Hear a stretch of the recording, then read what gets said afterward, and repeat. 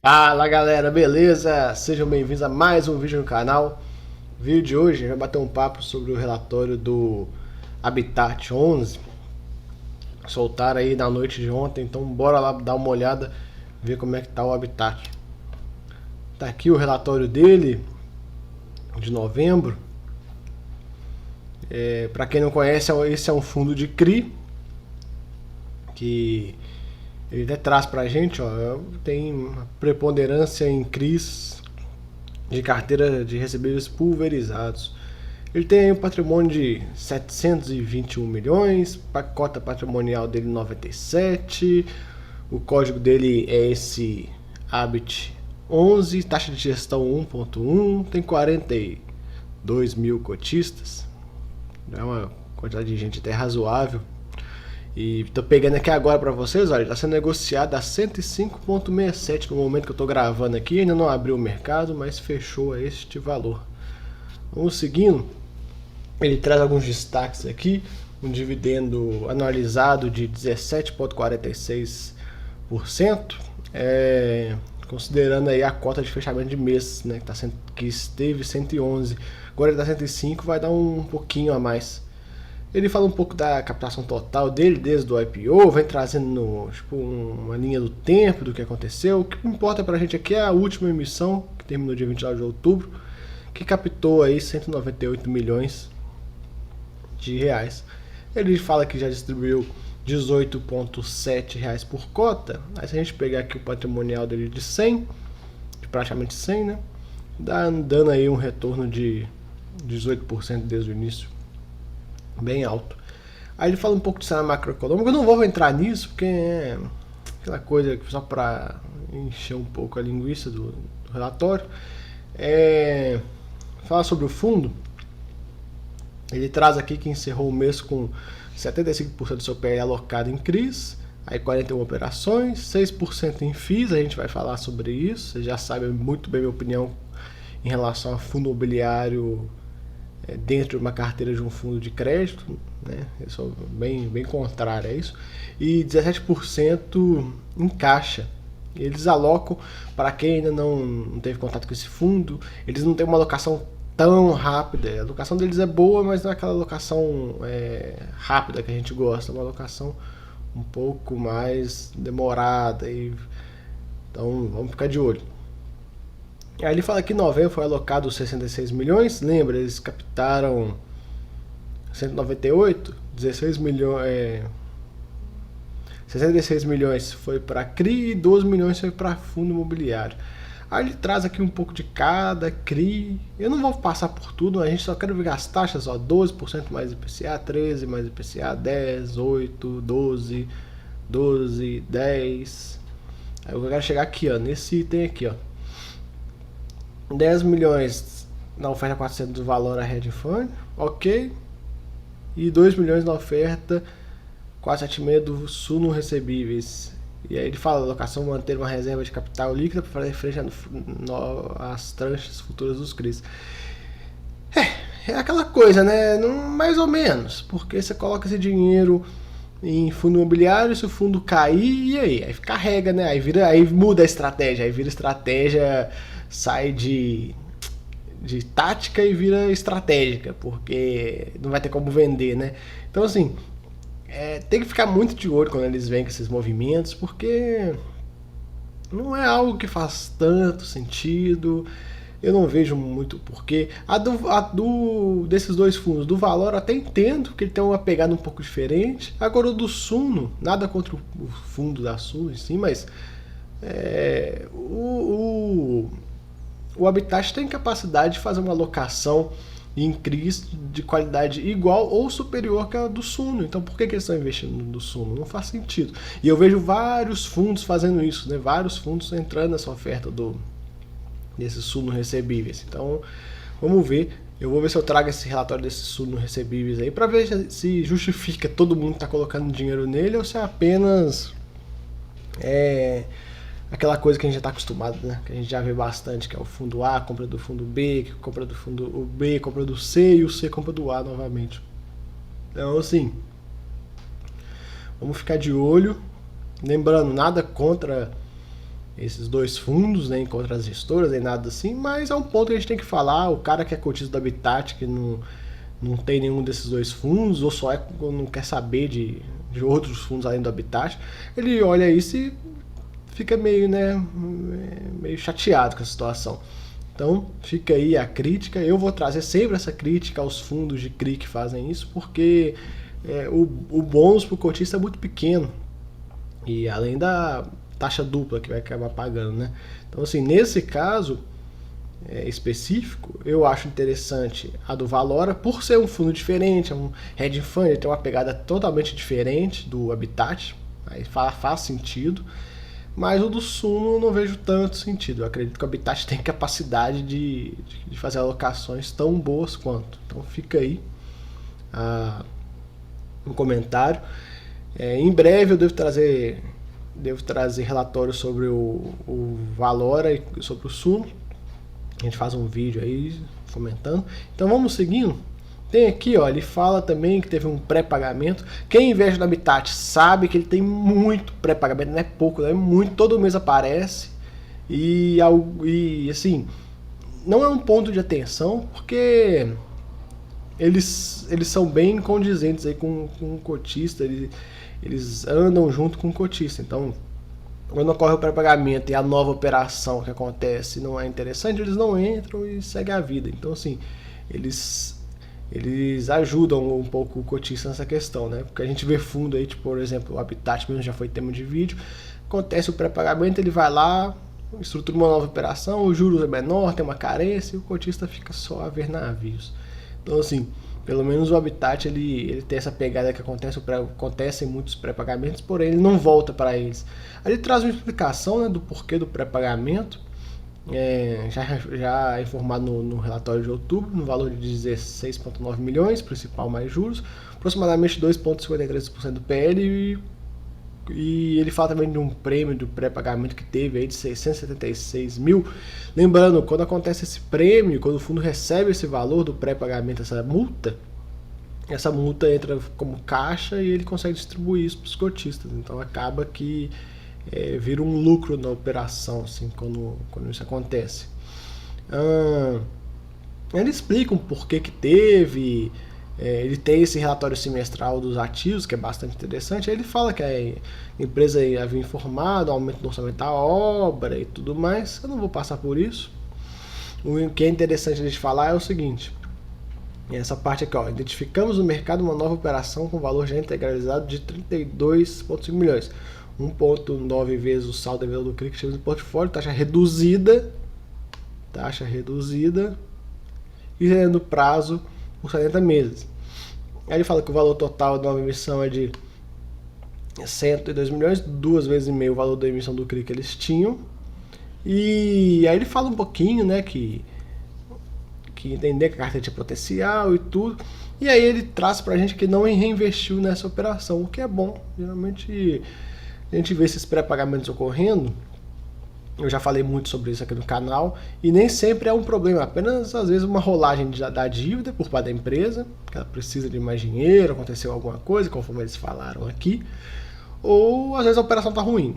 Enfim, em ambos os casos, a gente vê aí que o Habitat não entra, ele não fica refazendo as operações, então isso é interessante para o cotista, que ele não entre novamente nessas operações. Por que é interessante? Porque quando você estrutura o novo CRI, a gente vê que a taxa reduzida, geralmente a taxa cai um pouquinho, estende o prazo e dá uma carência. Então, assim, o cara ele paga menos, ele tem uma carência na amortização e tem um prazo maior, então diminui um pouco o prêmio da carteira. Então é interessante que o fundo não volta para essas operações. E aí vamos seguindo. Ele fala aqui, ó, que a exposição ao fundo de Cidade de Caldas Novas lá em Goiás foi zerada e a exposição ao setor de multipropriedade encerrou novembro em 26,5% do valor investido em crise, 20% do PL do fundo. Ele fala que a distribuição foi de R$ 1,50, dá 1,35 aí de dividend yield. E fala lá em 12 meses que eles distribuíram os 18,7, foi o que eu já falei lá em cima.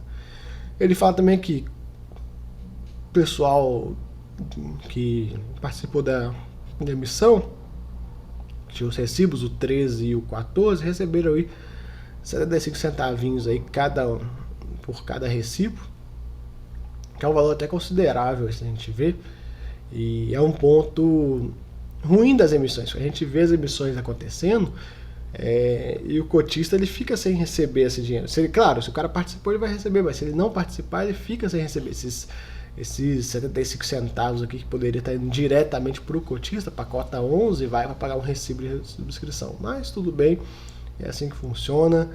A gente tem que só ficar de olho se está sendo de forma exagerada as emissões. No Habitat, até que não, eles são bem ponderados. Ele fala aqui um pouco de eventos subsequentes, que a partir do dia 1º de dezembro essas cotas foram convertidas, né? A 13 e a 15 viraram cotas 11.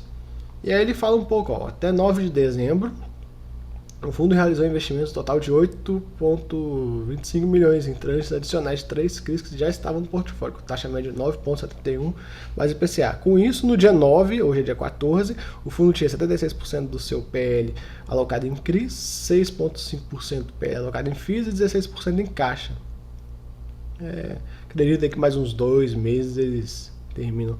E até o que eles falam aqui, nesse momento é no pipeline de 402 milhões em 12 novas operações, taxa média de 10,15% mais inflação e 100 milhões em tranches adicionais.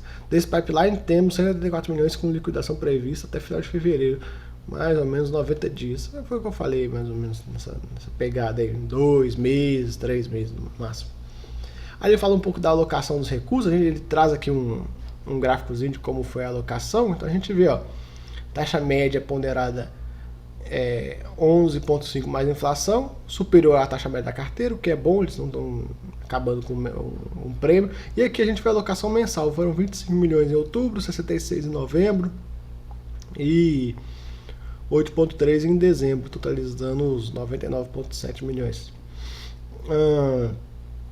Aqui ele traz um pouco do acompanhamento do portfólio e a gente vai bater um papo sobre isso, sobre esse gráficozinho. Vamos ver mês que vem como é que vai ser a evolução. A gente vai ficando de olho aí, se começar a ficar devagar eu alerto aqui vocês.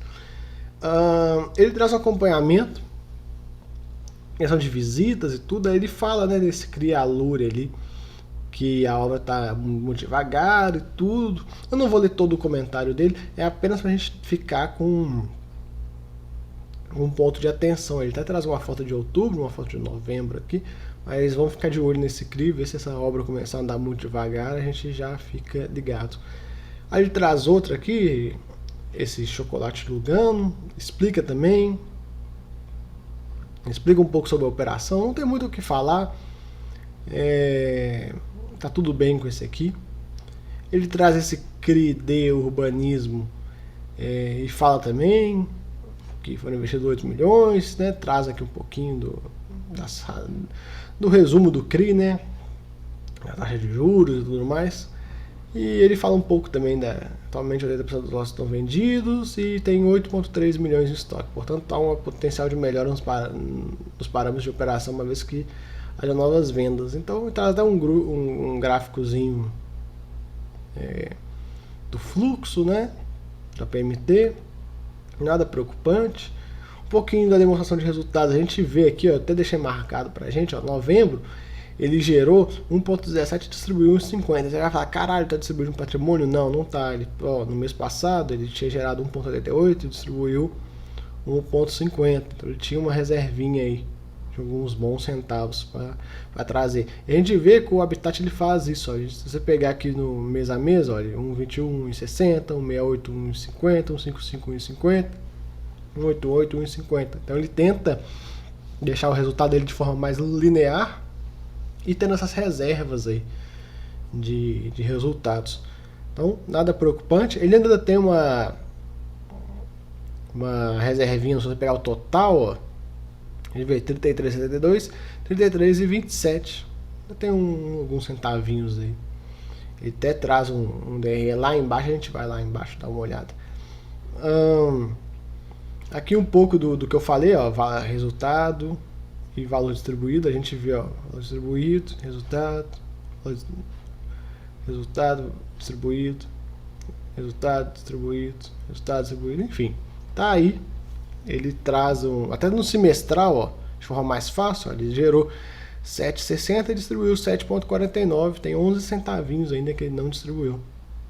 Ele traz um pouco aqui de todos os dividendos, não vou passar por isso.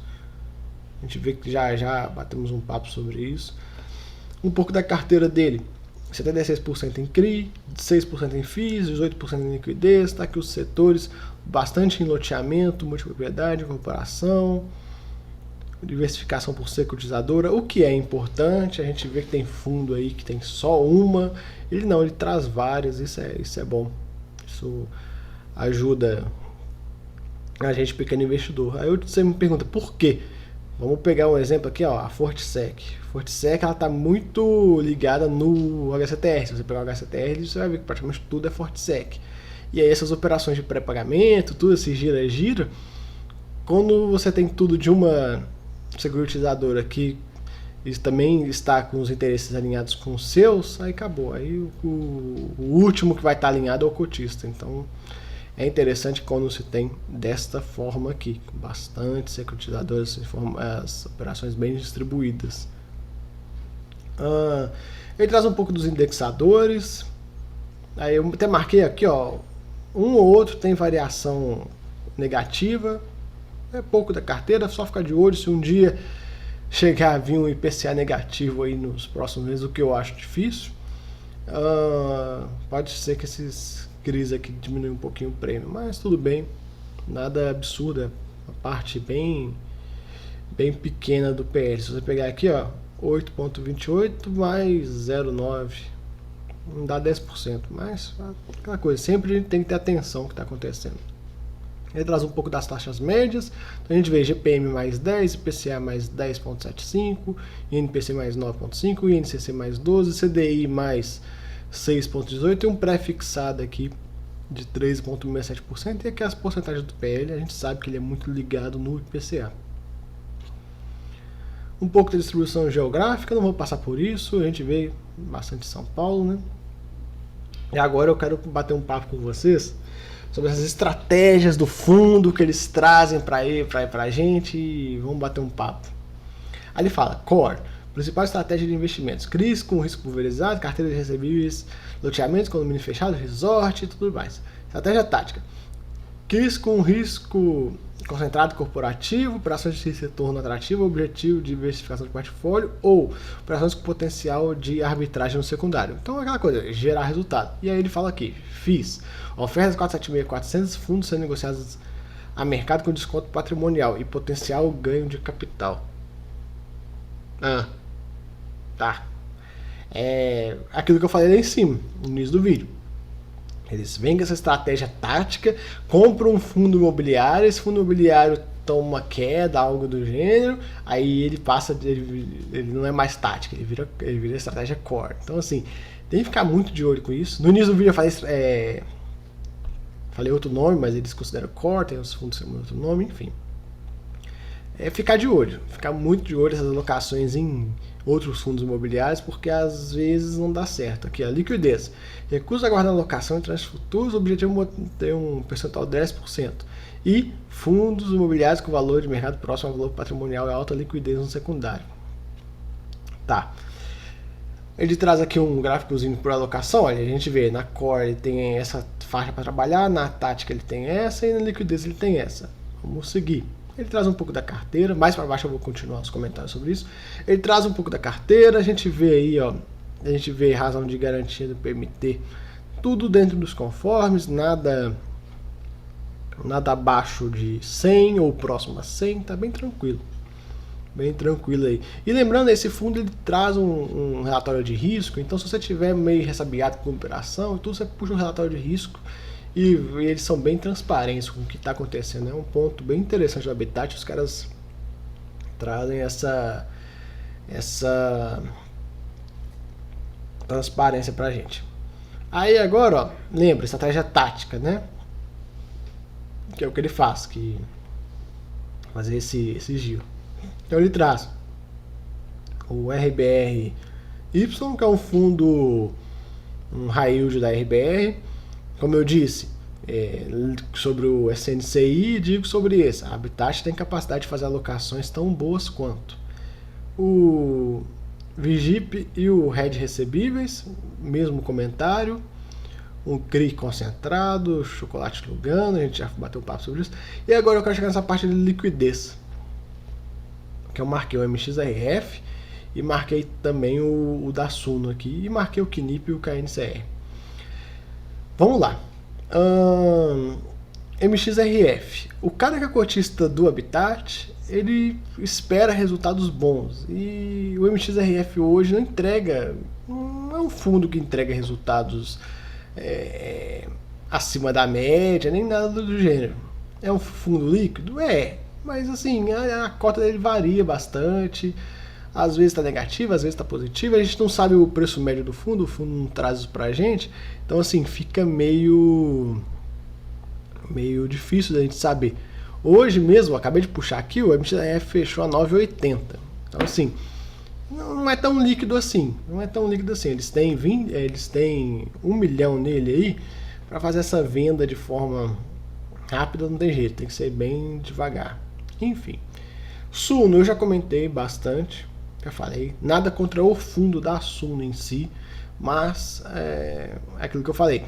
Eu acredito que o pessoal do Habitat consiga fazer alocações tão boas quanto. Falando ali de KNIP, RBRF, Vigi, HGCR e KNCR, é o mesmo comentário. Eu até marquei KNIP e KNCR porque são fundos que têm uma liquidez absurda. Então, assim, para essa estratégia de liquidez, esses dois eles fazem um pouco de sentido, porque o KNIP é mais de 15 milhões por dia, o KNCR também. Então, ok. Mas ainda assim tem que ficar atento, porque igual o KNCR mesmo, dependendo do momento que eles compraram, agora que eles estão começando a ver esse fundo ficar positivo novamente, né? Ele ficou esse tempo todo que a Selic ficou baixa, ele apanhou bastante na cota. E o KNIP não, o KNIP até que se manteve aí. Mas tem aquela coisa, é uma estratégia de liquidez, porém o KNIP, vamos colocar num cenário que igual aconteceu há pouco tempo, o KNIP solta uma emissão, a cota derrete, chega bem próximo do patrimonial e a gente não sabe o preço médio do Habitat. Se soubesse seria melhor, eles poderiam muito bem colocar aí pra gente, e aí não fica interessante vender. Como é que faz? Essa liquidez aí não é tão líquida assim, sabe? Então fica esse ponto de atenção. Essa coisa de estratégia de liquidez em fundo imobiliário só é uma coisa que eu sou contra, não acho interessante. Melhor colocar em algum CRI bem high grade aí, bem tranquilo, que você vai ter taxa bem parecida e não vai ter o cotista pagando taxa sobre taxa. Enfim, seguimos. Ele vai falar agora no detalhamento dos CRIs. Eu não vou passar por eles, é mais para falar, para trazer as garantias, explicar o que é o que.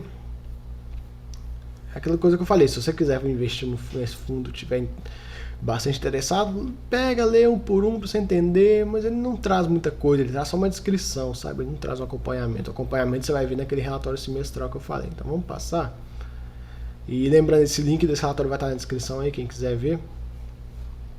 Ele traz aqui um pipeline das próximas aquisições. Então a gente vê, dezembro, ele quer comprar 66 milhões, loteamento, multipropriedade, incorporação e outros. Tá aqui as legendas, então vai ser um pouquinho loteamento, um pouquinho incorporação, um pouquinho outros. Janeiro, fevereiro e março. A gente vê aí que eles têm essa expectativa. Vamos ver como que vai seguir isso aí. Ele traz um pouco dos novas operações, ele não coloca os nomes, coloca só loteamento C e tal. A gente sabe isso aí, não tem nenhum problema. E as taxas, a gente vê taxa média aí, são 144 milhões, taxa média de IPCA, tem um pouquinho de CDI, mas vamos colocar majoritariamente em IPCA, mais 10,5. Aí traz outras aquisições também. A gente vê inflação, aqui já é tudo inflação, mais 10,47, que são taxas boas. Ele traz um pouco do mercado secundário, a gente vê uma liquidez aí de 2 milhões e meio por dia em novembro. Em outubro foi um pouco mais. O valor médio, né? A gente vê que ele veio caindo, o mercado em si está numa queda, então nada absurdo. E uma faixa de negociação interessante, ó, mínimo e máximo, a gente vê aqui. Esse é mais para você fazer um estudo e tal. Eles trazem umas informações para tentar te embasar um pouco do seu estudo. Aqui um pouco do gráfico do volume, preço, uma DRE de forma mais completa, né? Então a gente pode ver aqui novembro, receitas, juros, outras receitas, transação monetária no passivo de distribuição, valorização, receita com FIIs, receita com fundo de liquidez, despesas, aí, a taxa de performance provisionada. É uma DRE bem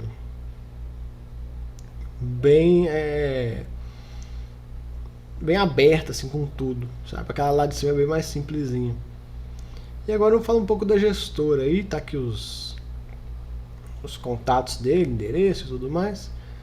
E é isso aí, galera, videozinho sobre o Habitat. O fundo tá rodando de maneira ok, nada preocupante, nada de atenção, mas ficar de olho nessa alocação dele aí, ver como é que vai ser. Mas no geral, tudo certo. Seguimos aí pro próximo mês. Os comentários que eu fiz sobre fundo imobiliário são opinião pessoal minha sobre esse assunto. Deixa aí nos comentários a sua opinião também. A gente sabe que isso é uma febre aí, que em todos os fundos de CRI estão fazendo isso. Então, assim, a gente tem que comentar, não pode deixar de falar. E se você também concordar ou discordar e tudo, deixa aí nos comentários. O canal, a gente está aqui para bater papo. E a gente tem um grupo do Telegram também para uma conversa mais próxima, algo quase que real time. Você pode mandar dúvida, pode mandar tudo lá, a gente bate um papo. Não só eu vou responder, mas tem muita pessoa bem capacitada lá no grupo para responder dúvida e tudo mais. Fechou, galera? É isso aí, videozinho rápido. Deixa aí nos comentários o que você achou. E não esqueça de se inscrever no canal. Fechou, galera? Valeu!